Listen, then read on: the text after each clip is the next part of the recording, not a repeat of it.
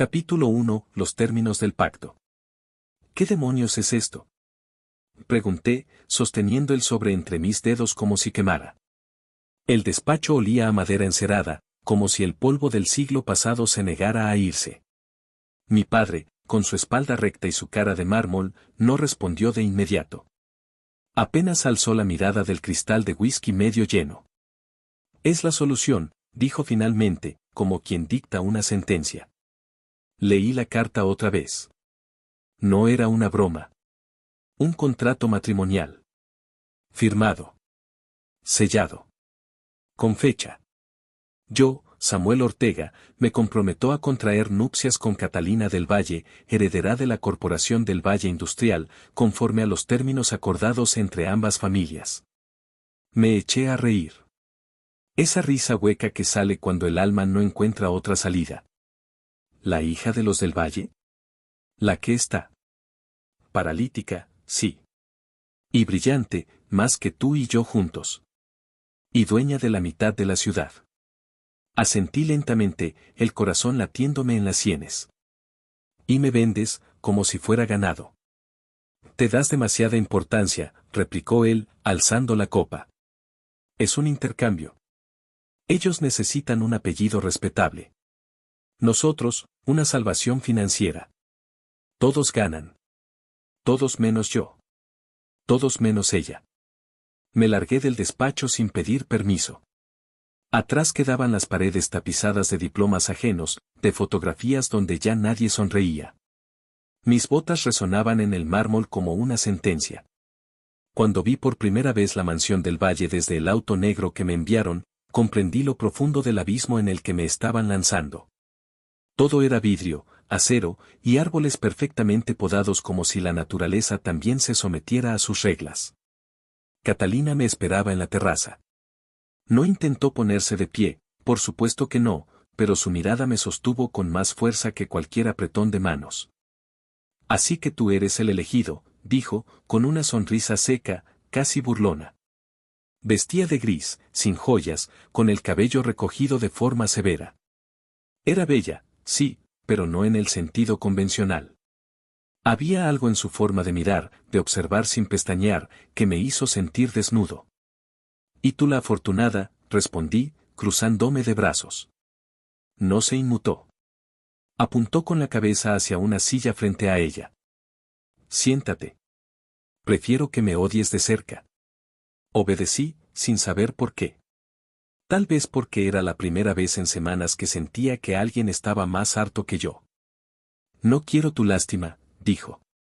«No quiero tu compasión, ni tus silencios piadosos. Quiero que esto funcione. Para ambos». ¿Funcionar cómo? ¿Como dos muebles bien ubicados en una vitrina de museo? ¿Como dos personas inteligentes haciendo lo necesario para sobrevivir? La miré, esta vez con un leve atisbo de curiosidad. Tal vez, solo tal vez, no era la víctima del cuento. Tal vez yo tampoco lo era. Éramos los villanos que nadie supo escribir bien. Entonces será un matrimonio feliz, murmuré, y por primera vez vi cómo sus labios dibujaban una sonrisa que no era de cortesía, ni de resignación. Era, complicidad. Y eso, en ese momento, fue lo más parecido a esperanza. Capítulo 2. El jardín sin primavera. El día que me mudé a la mansión del Valle, llovía. No una lluvia torrencial, sino esa persistente y gris que parece empapar también los pensamientos. El chofer dejó mis maletas en la entrada sin decir palabra. Supuse que el silencio era parte del protocolo. El mayordomo, un hombre de rostro afilado llamado Efraín, me condujo hasta el ala este. Me explicó que allí estaría mi habitación, con baño propio, estudio y acceso a la terraza privada. Un ala entera solo para mí. El aislamiento como bienvenida. La señorita Catalina lo espera en el jardín invernadero, añadió, antes de marcharse. ¿Jardín? ¿Con este clima? Caminé por pasillos largos que olían a humedad contenida.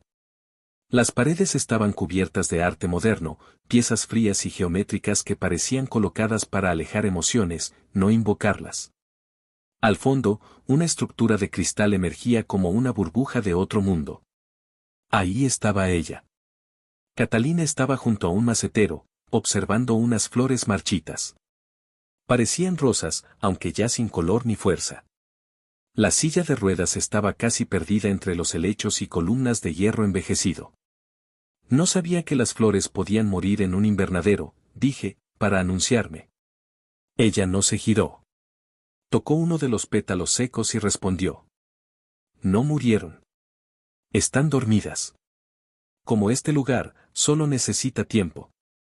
¿Y tú crees en eso? Me acerqué, midiendo mis pasos, en el tiempo que todo lo cura. Finalmente se volvió hacia mí. Tenía ojeras ligeras y el cabello algo suelto, como si el desorden fuera parte de su estética. Creo que el tiempo no cura nada. Solo te obliga a acostumbrarte. La sinceridad de su voz me desarmó. Me senté en un banco frente a ella, sin saber muy bien por qué sentía que debía estar allí. ¿Es aquí donde vienes a esconderte del mundo? No me escondo, dijo. Lo observo desde un lugar donde puedo ponerle pausa. Había algo melancólico en ese jardín. Las plantas, en su mayoría descuidadas, daban la impresión de haber sido amadas alguna vez. Tal vez antes del accidente.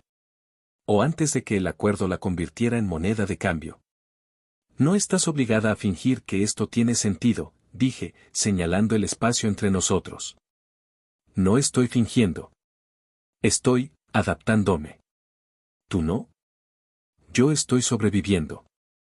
Entonces tenemos eso en común. El silencio volvió, pero no era incómodo. Era más bien como una sábana tibia que se tiende sobre dos desconocidos en la misma trinchera. ¿Sabes cuidar plantas, Samuel?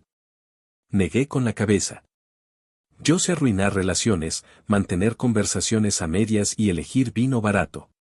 Sonrió, con esa media curva sarcástica que parecía clavarse en las costillas. Perfecto. Entonces estás calificado para ser mi esposo. Y ahí estaba otra vez, esa sensación de que Catalina no era frágil, sino afilada. Como un espejo roto que no podías dejar de mirar, aunque supieras que podrías cortarte. ¿Quieres intentar revivir este lugar conmigo?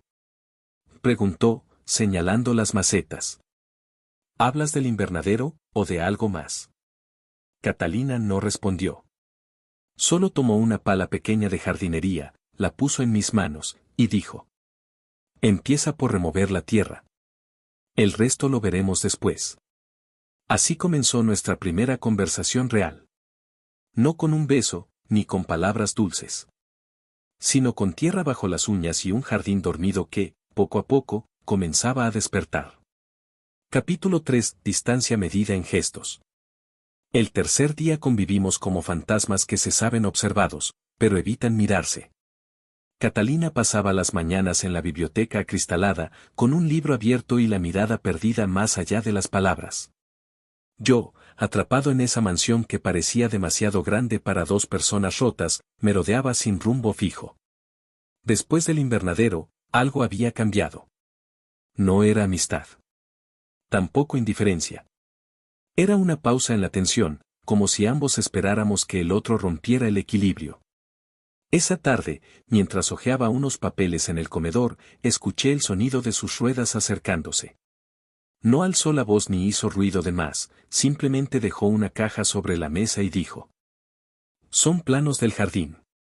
Antes del accidente, era mi proyecto. Quiero terminarlo. Contigo. Los dibujos eran precisos, casi obsesivos. Caminos curvos, fuentes pequeñas, luces empotradas en las raíces de los árboles. Esto no es solo un jardín, murmuré. Es una declaración. Es el único lugar que puedo diseñar sin que me digan que soy impráctica, replicó ella. Aquí, la belleza tiene permiso para ser inútil.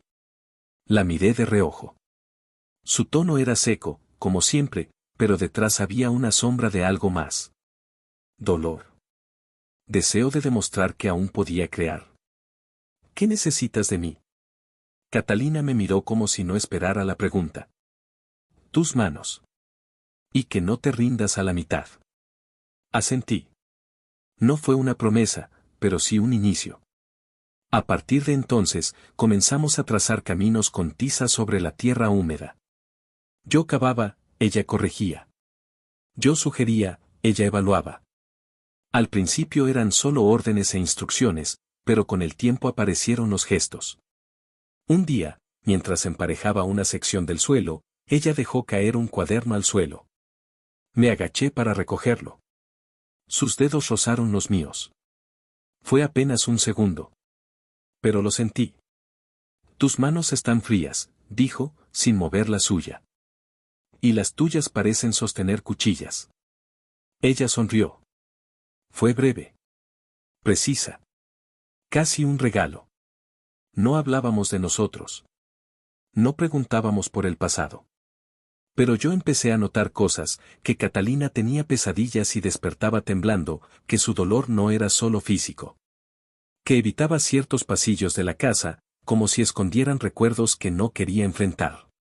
Un día, en medio del trazado para un nuevo sendero, le pregunté. ¿Cómo fue? No necesitaba especificar. Ella entendió. Un choque. Otro conductor cruzó el carril. Yo iba con alguien, él no sobrevivió. No supe qué decir. El silencio se estiró como una sábana que no arropa. ¿Era tu pareja? No. Al menos no oficialmente. Íbamos a irnos del país juntos. Nunca ocurrió. Mi garganta se cerró. Por primera vez entendí que Catalina no solo había perdido la movilidad, sino una vida entera que nunca llegó a vivir. Gracias por contármelo, dije finalmente. Gracias por no decir que lo sientes. Y fue ahí, en ese instante exacto, donde nuestra distancia dejó de medirse en metros. Comenzamos a leer los gestos. Las pausas. Lo que no nos atrevíamos a pronunciar. Éramos dos extraños construyendo un jardín en silencio. Pero cada roca que acomodábamos, cada arbusto trasplantado, era una conversación sin palabras. Un intento de acercamiento. Una tregua. Capítulo 4. Invitaciones al abismo. Catalina tenía una extraña costumbre, lanzarme verdades como anzuelos y luego observar si me ahogaba con ellas. Una tarde, después de una jornada larga en el jardín, me ofreció un té en su estudio. La habitación estaba saturada de luz ámbar y olor a cuero viejo. Sobre la mesa había una caja de fotografías antiguas, algunas en blanco y negro, otras con bordes gastados. Catalina revolvía el contenido con parsimonia, como quien escarba en cenizas. ¿Conoces esa teoría de que todos llevamos máscaras? Preguntó sin mirarme. Suena más a algo que diría un psicólogo deprimido. O un cínico realista, replicó con una sonrisa. Yo tengo varias. Esta, por ejemplo, tocó su rostro con lentitud, es la de la heredera. Fría, intocable, imbatible. Pero ya está empezando a agrietarse. ¿Y qué hay debajo? Ella soltó una risa breve, sin alegría. Ah, ves, eso es una invitación peligrosa. Me senté frente a ella, cruzando los brazos. Estoy acostumbrado a los peligros que no vienen con advertencia. Tal vez por eso siempre terminas huyendo. La frase quedó flotando entre nosotros. Directa. Incómoda. Cargada de algo que aún no se atrevía a hacer reproche. ¿Quién te dijo que yo huyo? Nadie. Solo alguien que observa demasiado. Se inclinó y sacó una foto. En ella aparecía una Catalina adolescente, de pie junto a un árbol de cerezo, riendo a carcajadas. Me caí de ese árbol al mes siguiente, dijo. Me fracturé un brazo y fingí que no dolía porque mi madre estaba organizando una cena importante y no quería parecer débil. Ya entonces me entrenaba para perder con elegancia. Debiste gritar, murmuré. No sé si gritar habría cambiado algo, pero tal vez habría sido más honesto. Me incliné hacia la mesa y tomé otra fotografía al azar. Era un retrato suyo, posterior al accidente. Rígida. Hermosa. Inaccesible. Aquí no pareces vencida. Solo, en pausa. Catalina alzó la vista, sorprendida. La mayoría dice que en esa foto parezco una escultura. Una escultura no elige cómo se la mira. Tú sí. Por primera vez, vi algo parecido a un titubeo en su expresión. Samuel, ¿por qué estás aquí en realidad? La pregunta me atravesó como un cuchillo por la espalda. No sabía si responder con la versión práctica, la que incluía deudas familiares y pactos podridos, o con la otra, esa que aún no tenía forma ni nombre. Porque no pude decir que no a tiempo, respondí. Y ahora no estoy seguro de querer hacerlo. Catalina asintió lentamente. Luego deslizó hacia mí una hoja de papel con bocetos para un banco de piedra tallada. Necesito que escojas el lugar. Donde tú sientas que pesa menos el mundo. ¿Y si no hay ningún lugar que lo logre? Entonces lo construimos. Ese fue su pacto implícito. No palabras románticas. No promesas de eternidad. Solo la posibilidad de crear algo juntos. Aunque fuera un banco de piedra. Aunque fueran ruinas futuras. La observé mientras guardaba las fotos con ese cuidado que solo se tiene por las heridas cerradas a medias. Y comprendí que Catalina no me invitaba a entrar en su mundo. Me retaba a sobrevivir en él sin retroceder. Y por alguna razón, me gustaba la idea de aceptar. Capítulo 5. Un silencio compartido.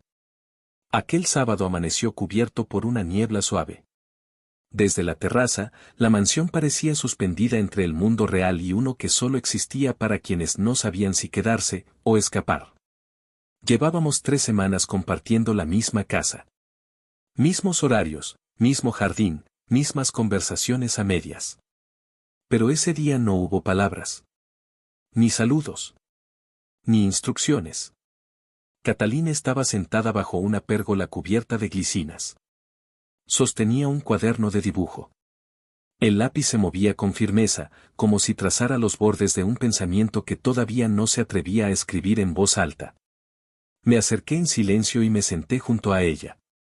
No dijo nada. Yo tampoco. Pasaron los minutos. Quizá horas. El único sonido era el de la brisa entre las hojas y los trazos de su lápiz sobre el papel. No necesitábamos hablar. Yo había traído un libro conmigo, pero no lo abrí. Me limité a observar. Su perfil afilado. La manera en que fruncía ligeramente el ceño al concentrarse. El pulso seguro de sus manos. Y luego, el pequeño gesto apenas visible, su pierna temblando, un espasmo involuntario, y su manera de apretar los labios con dignidad silente. Deslicé mi chaqueta sobre sus piernas, fingiendo que lo hacía por el frío. Catalina no me miró, pero bajó el lápiz unos segundos. Gracias, dijo, apenas audible. Asentí. Sin palabras. Como si fueran innecesarias. Más tarde, ya en el jardín, Catalina me mostró lo que había dibujado. Era un banco circular rodeado de glicinas, como el lugar en el que estábamos, pero con una inscripción en piedra. Hay silencios que curan más que 1000 diálogos. Quiero que lo construyamos aquí, dijo. Para cuando las palabras no alcancen. ¿Estás pensando en el futuro? Pregunté, curioso. Estoy, permitiéndomelo. Ese permitiéndomelo me atravesó. Con los días, Catalina empezaba a reconfigurarse, no porque yo lo intentara, sino porque estaba dándose espacio a sí misma para ser. Esa noche, la casa estaba más callada de lo normal. Bajé a la cocina por un vaso de agua y la encontré en la penumbra, sentada en su silla, descalza, abrazando una manta. No podía dormir, susurró.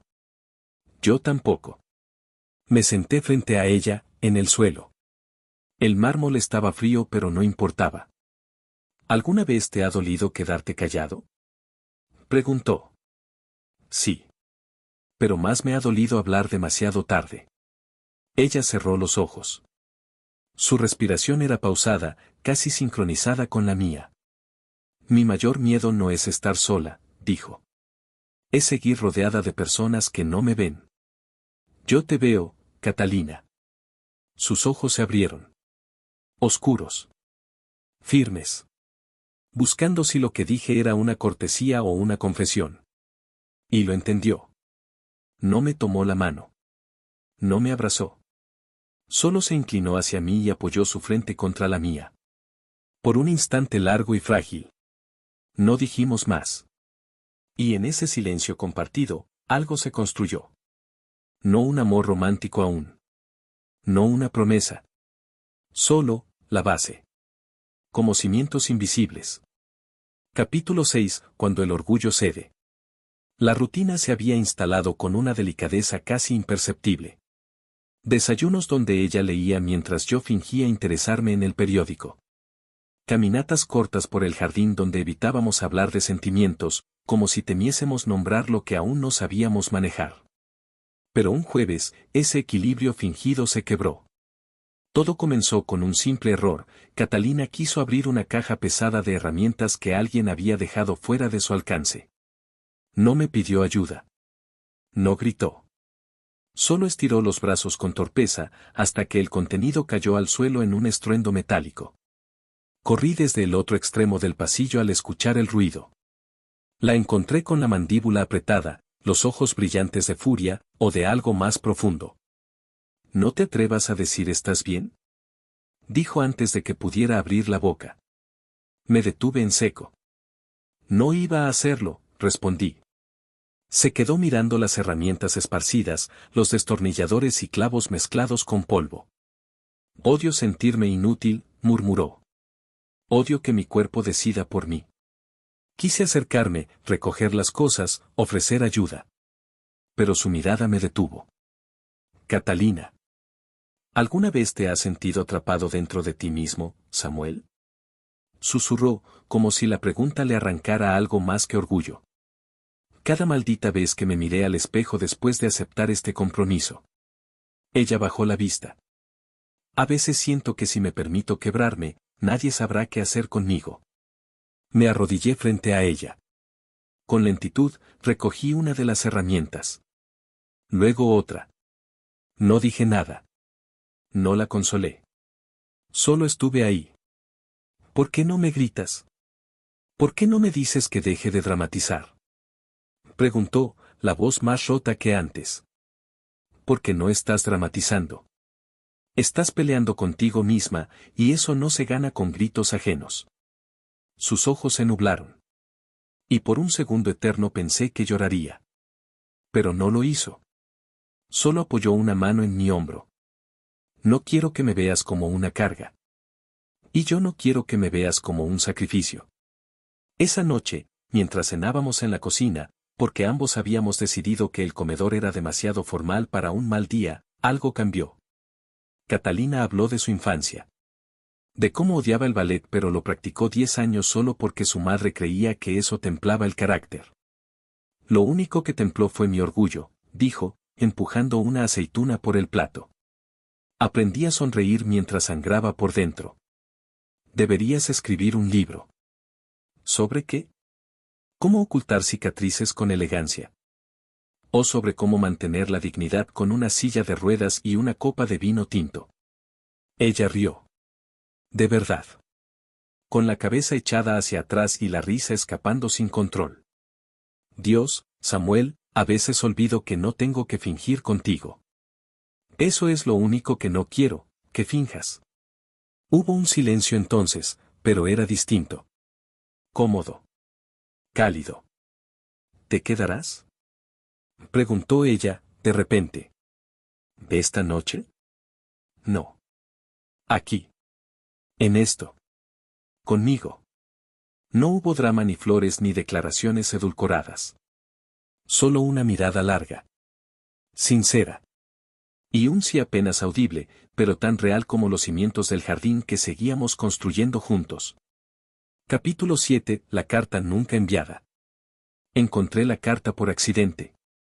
Estábamos revisando una caja de libros antiguos en la biblioteca cuando un sobre amarillento cayó entre las páginas de una antología de poesía.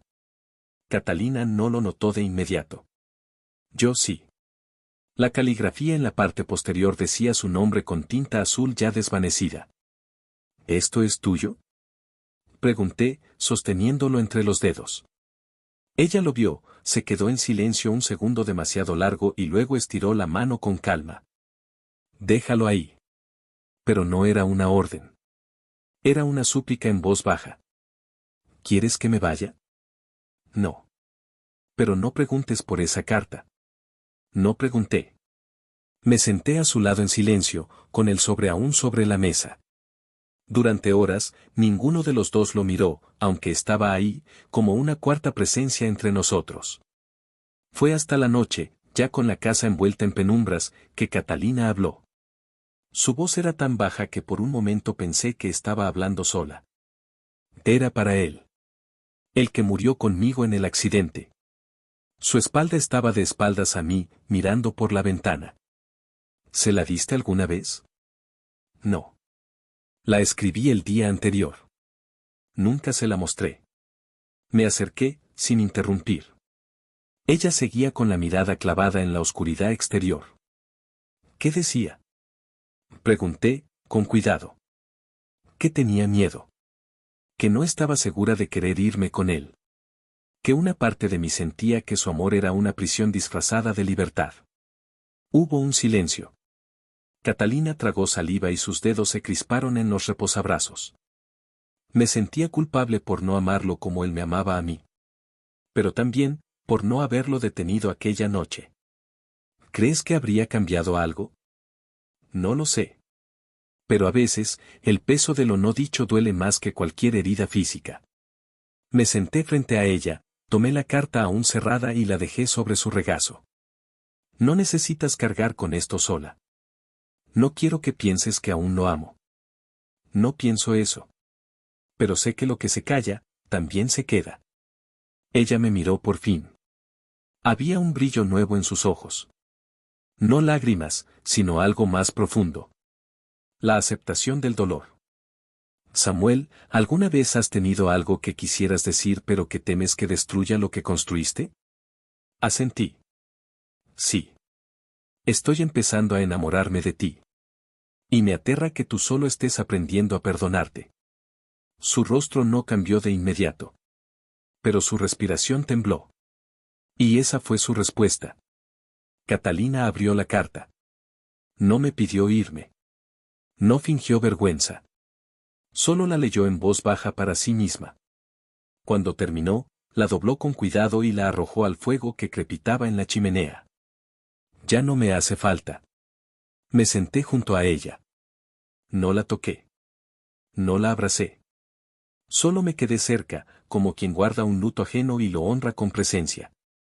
Y así, en esa noche tibia de cenizas y verdades, Catalina no solo quemó una carta. Quemó una culpa. Y en sus cenizas, sembramos otra forma de futuro. Capítulo 8. El roce de la costumbre. Fue una taza de café. Tan simple como eso. Catalina la dejó sobre la mesa, frente a mí, una mañana nublada.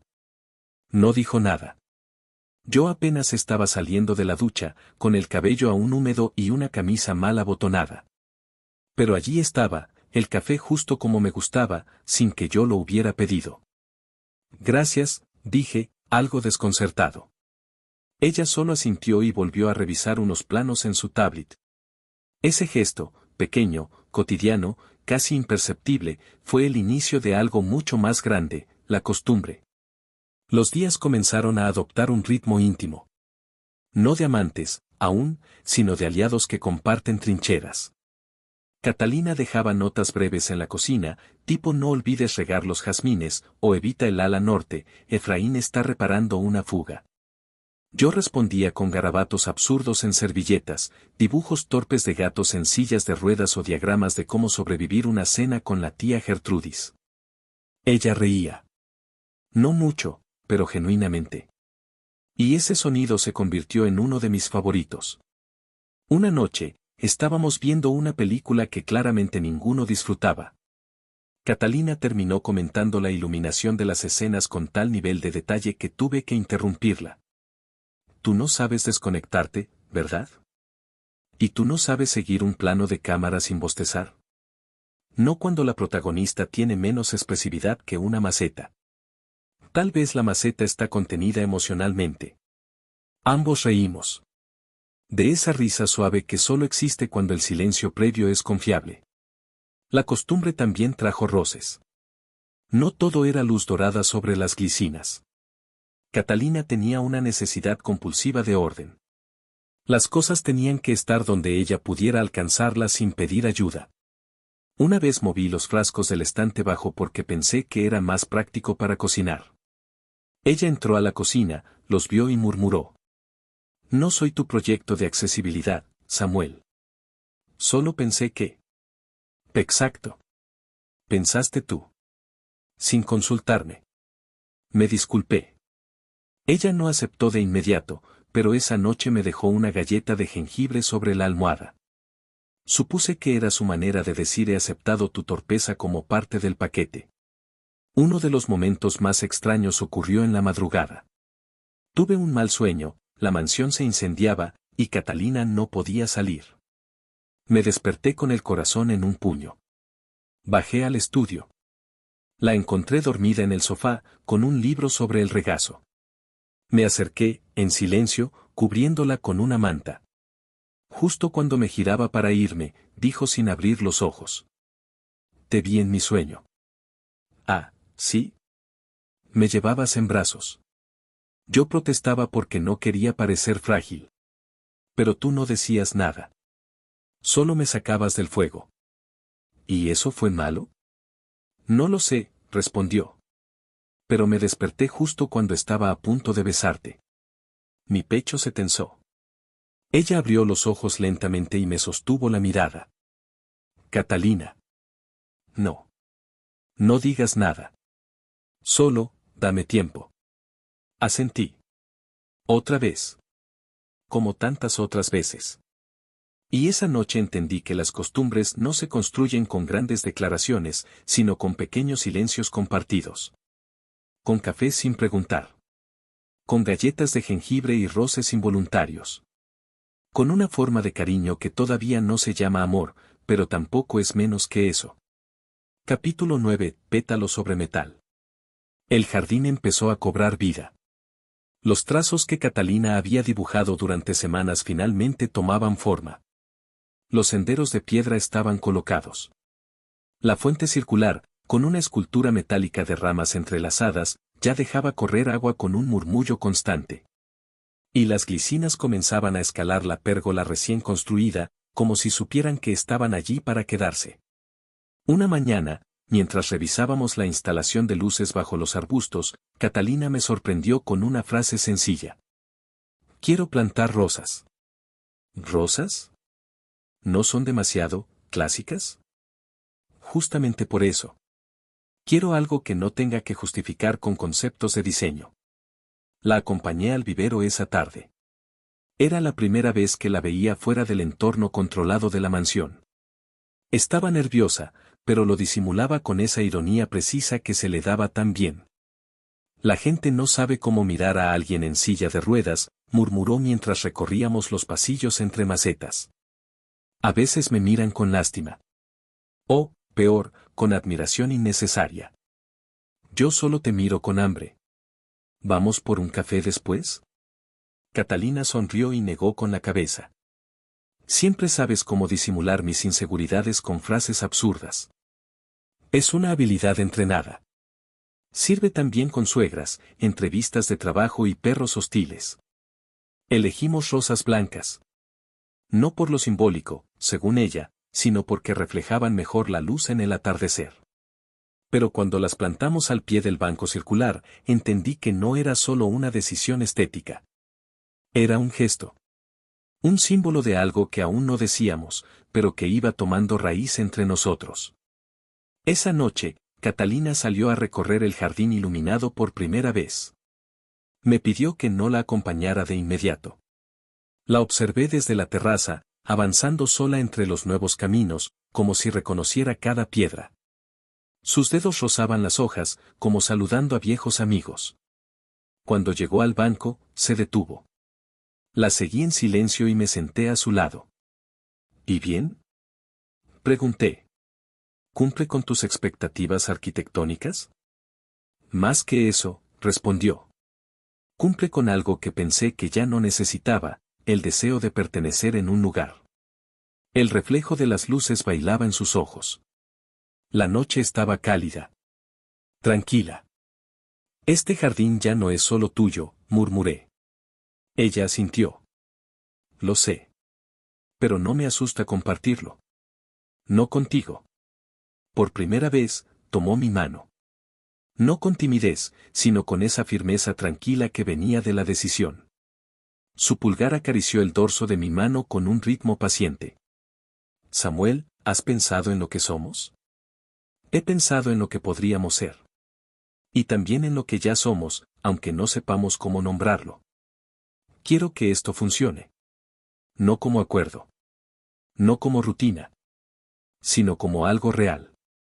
Entonces dejemos de fingir que no estamos cayendo. Ella se giró hacia mí. Sus labios estaban cerca.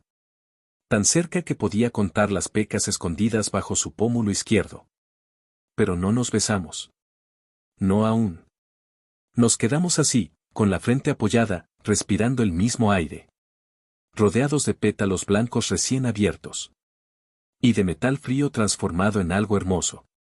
Fue en ese instante que entendí, no siempre se ama con gestos grandiosos. A veces se ama así, con tierra bajo las uñas, silencio compartido y jardines donde todo lo que florece es verdadero. Capítulo 10. La tormenta y el espejo. El verano trajo calor y una calma engañosa. El jardín estaba casi completo. Las rosas blancas florecían sin timidez y el banco bajo las glicinas había comenzado a ser nuestro lugar predilecto para sentarnos sin expectativas. Pero el amor, ese que nace en la grieta, también arrastra sombras.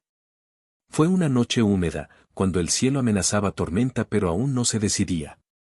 Catalina había recibido una visita, su madre. No la vi entrar, pero escuché sus tacones desde la biblioteca como si tallaran la casa a su paso. Me mantuve al margen, hasta que escuché elevarse la voz de Catalina. Fuerte. Fría. Desafiante. Como pocas veces. Yo lo elegí, madre. No fue solo un acuerdo. Al salir, me encontró en el pasillo.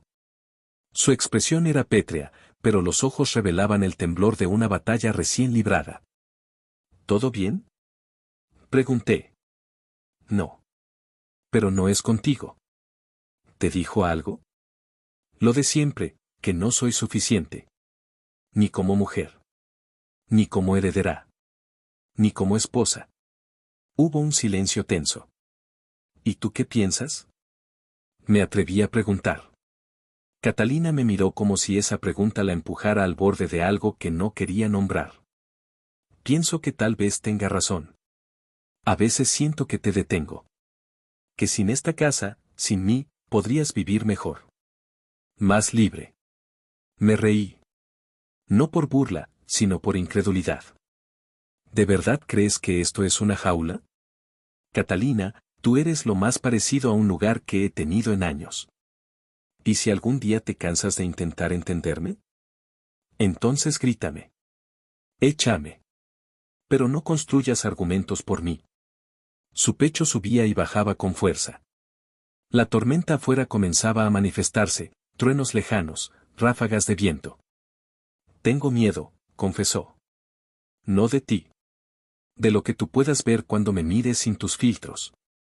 Sin ese cariño extraño que tienes por lo quebrado. La frase me dolió. Porque tenía razón en una cosa, yo amaba las grietas. Pero con ella, no se trataba de rescatar lo roto. Se trataba de reconocernos en el reflejo. Quiero que te mires, Catalina. Pero no con los ojos de tu madre, ni con el mío. Con los tuyos. Los verdaderos. ¿Y si no me gusta lo que vea? Entonces estaré ahí para quedarme contigo. No para arreglarte. Solo para no dejarte sola. Ella me miró como si esas palabras fueran una brújula. Una que llevaba años buscando. Lloró. No con estruendo. No como en los dramas con pañuelos bordados. Sino con los hombros tensos, la cara erguida, y un hilo de lágrimas que no pedían permiso. Yo la abracé. Por primera vez sin miedo a ser rechazada. Ella no se apartó. Y en ese abrazo se desató la tormenta, cayó la lluvia, golpeando los ventanales con furia contenida. ¿Lo ves? susurré. A veces hay que dejar que todo truene, para que después podamos ver el cielo limpio. Esa noche no dormimos. No porque hiciéramos el amor, aún no era el momento, sino porque compartimos verdades hasta el amanecer. Sentados en el suelo. Hablando. Riéndonos. Mirando al espejo de nosotros mismos, sin filtros. Capítulo 11. Lo que permanece. Volver a casa de los Ortega fue como regresar al esqueleto de una vida que ya no me pertenecía. Mi padre me había convocado con la urgencia de quien teme perder el control de su última jugada. Los del Valle están debilitados, dijo sin rodeos mientras rellenaba su vaso de whisky. Y su empresa será vulnerable si no das un paso al frente como se acordó. Lo miré con una mezcla de cansancio y distancia.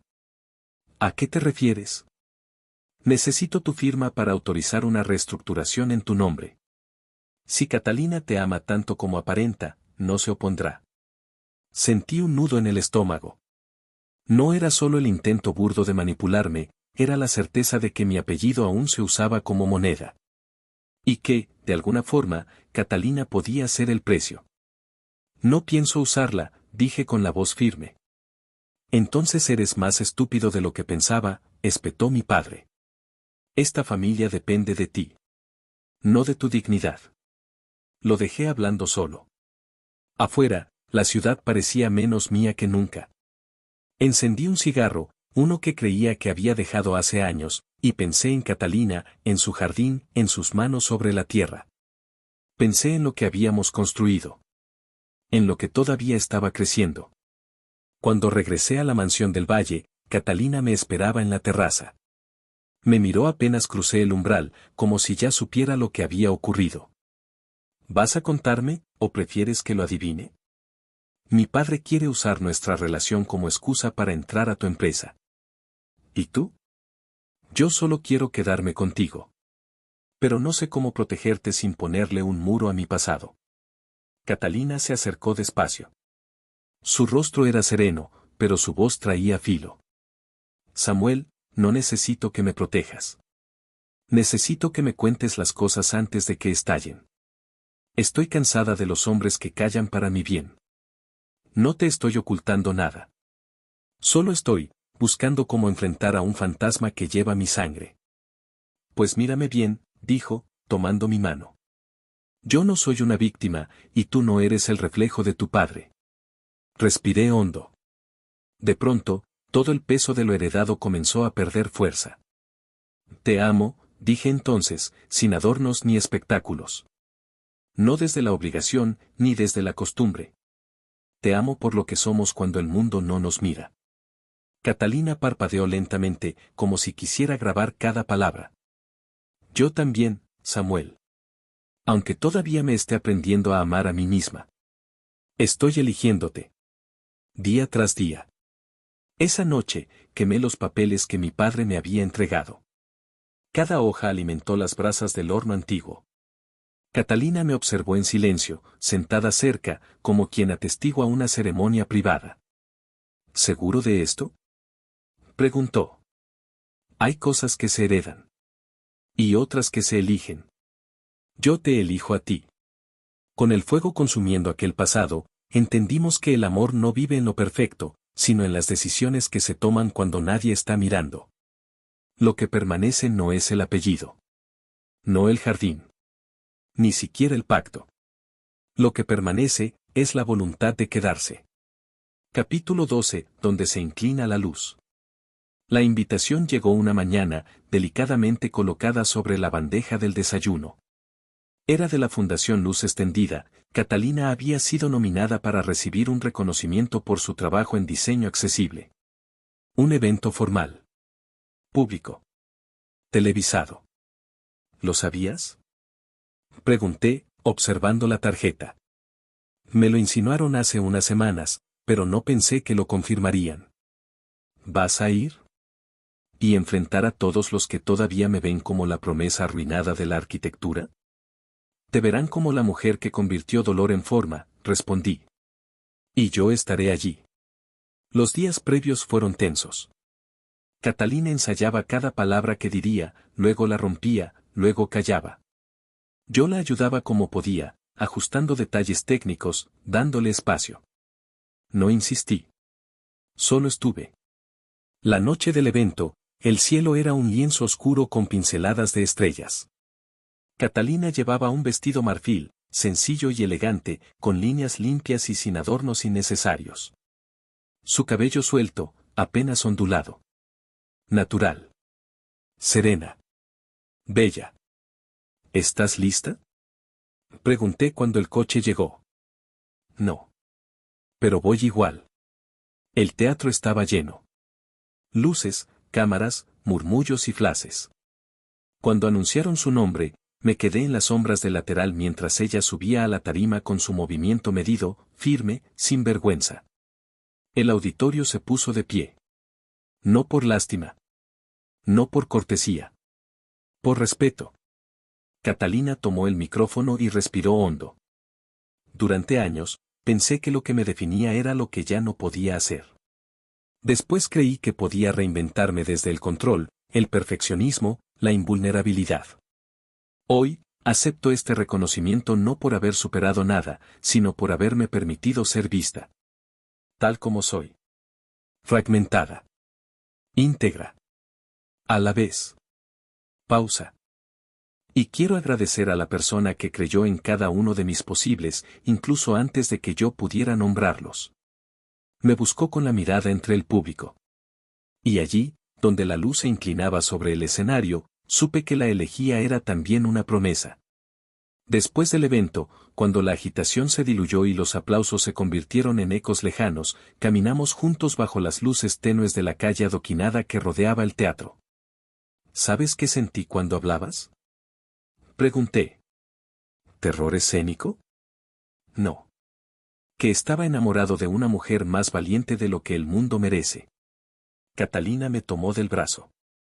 ¿Y tú sabes qué sentí al mirarte entre la multitud? ¿Vergüenza por el traje? Rió. Y luego, muy seria, dijo. Que por primera vez, no me importaba si fallaba, mientras supiera que volverías conmigo a casa. Nos detuvimos. Nos miramos. Y nos besamos. No por impulso. No como una fuga. Como una afirmación. En ese instante entendí que el amor real no ocurre cuando todo es perfecto. Ocurre cuando, después de recorrer todas las rutas del miedo, uno elige quedarse. Con las raíces compartidas. Con la luz inclinada. Con la promesa cotidiana de reconstruir, sé. Epílogo, pies sin alas, alas sin pies.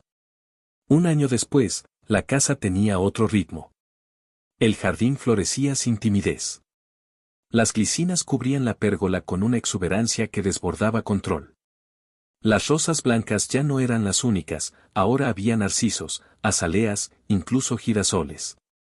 Catalina decía que quería flores que no pidieran permiso para vivir.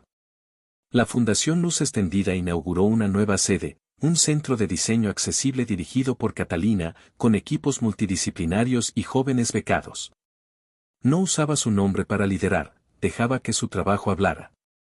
Y hablaba con claridad, con belleza, con propósito. Yo me convertí en parte del equipo.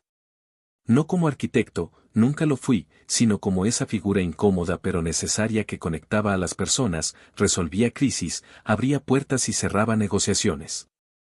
Me acostumbré a escribir suites por las mañanas y sembrar flores por las tardes. Vivíamos juntos. Sin firmas, sin apellidos fusionados, sin más contrato que el que renovábamos al elegirnos cada día. Una tarde, Catalina organizó una exposición en el jardín. Quiso llamar a la muestra Movimiento en Silencio.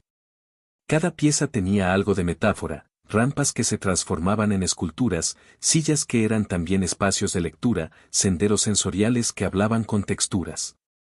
¿Ves esa escultura?, me dijo, señalando un banco de hierro forjado con alas a los costados. Es para quienes no creen que puedan volar, pero aún quieren intentarlo. ¿Pies sin alas? Y alas sin pies, añadió ella. Yo asentí. En algún rincón de esa frase estaba toda nuestra historia.